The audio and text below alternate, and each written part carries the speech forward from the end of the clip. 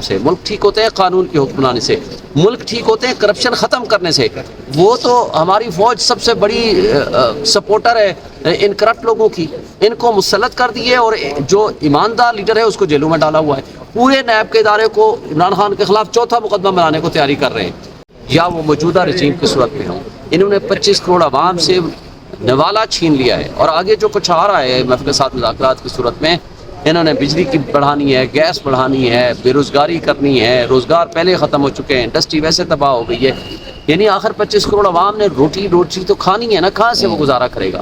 یہ کہتے تھے ہم زراعت ٹھیک کر کے جی ملک کو ٹھیک کر دیں گے۔ ملک اس طرح ٹھیک نہیں ہوتے، ملک ٹھیک ہوتے ہیں آئین کی حکمرانی سے، ملک ٹھیک ہوتے ہیں انصاف کے نظام۔ نہ ان کو گندم سکینڈل نظر آیا، نہ ان کو دبئی لیکس نظر آئی ہیں، نہ ان کو نظر آ رہا ہے کہ کس طرح ریٹرننگ آفیسرز نے اور کس طرح الیکشن کمیشن نے مل کے یہ ساری ملی بھگت کر کے ٹیمپرنگ کر کے ریکارڈ کو رزلٹ بنائے ہیں۔ یہ ساری جو خرابیاں ہیں یہ ان کو درست کرنی چاہیے، نہ کہ صرف اور صرف عمران خان اور پی ٹی آئی کو کرش کرنے کے لیے ساری فورسز استعمال ہو رہی ہیں۔ تھینک یو سر، بہت شکریہ۔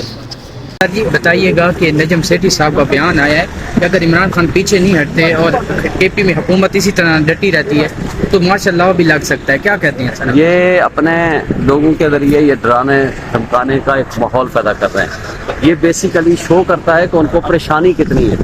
پریشانی یہ ہے کہ کسی طریقے سے عمران خان مان جائے۔ عمران خان نہیں مان رہا، عمران خان کوئی ڈیل لینے کو تیار نہیں، کیونکہ وہ لیڈر ہے، ڈیلر نہیں ہے۔ سر جی بتائیے گا آپ کے کچھ لوگ جو ہے وہ لندن گئے ہوئے ہیں، اپنے گردش کاری ہیں کہ وہاں پہ کوئی میٹنگ ہونے جا رہی ہے، کوئی وہاں پہ سیٹلمنٹ ہونے جا رہی ہے، کس حوالے سے؟ ایسی کوئی بات نہیں، ہماری کوئی سیٹلمنٹ نہیں ہے۔ ہم سیٹلمنٹ کریں گے پبلک کے سامنے کریں گے، پبلک کے مفاد میں کریں گے، لوگوں کے مفاد میں۔ سر پور کیس کے فیصلے کب تک سمجھتے ہیں کہ آ جائے گا؟ کل بحث مکمل ہو جائے گی تو انشاءاللہ ہم امید رکھتے ہیں کہ 2-3 دنوں میں فیصلہ آ جانا چاہیے، یہ آگے دینے کی۔ اور عدت تو عمران خان صاحب کب تک رہا ہو جائیں گے؟ کیونکہ شاہ صاحب بھی اگر یہ فیصلہ آتا ہے تو وہ رہا ہوتے، لیکن دیکھیں کاغذی طور پر تو ہمارے پاس ان کے پاس کوئی ایسی چیز ہمارے خلاف نہیں ہے، لیکن ان بےایمانوں کا کوئی پتہ نہیں کہ کیا حرکتیں کرتے ہیں، مگر انشاءاللہ تعالیٰ اب ہمیں انصاف کی توقع بہت محنتی ہوگی۔ جو آج والا کیس تھا وہ کل صبح کے لیے چلا گیا، کیونکہ جو آبجیکشن سے وہ ریموو کر دیے ہیں اور کل صبح کے لیے فکس کر دیے ہیں۔ ہم امید رکھتے ہیں کہ انشاءاللہ تعالیٰ ہمیں ریلیف ملے گا۔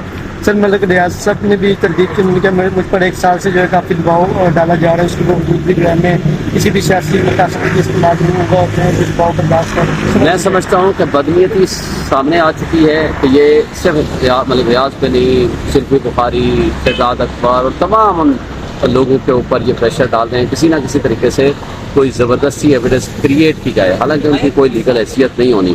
آج اگر کوئی بھی ایویڈنس کریٹ کرنے کی کوشش کریں گے ریفرنس فائل ہونے کے بعد تو اس کی ویسے ہی کوئی حیثیت نہیں ہے۔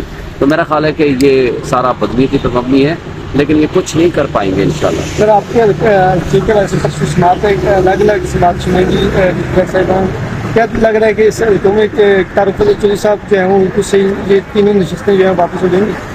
انشاءاللہ تینوں نشستیں ہمیں ملیں گی، اور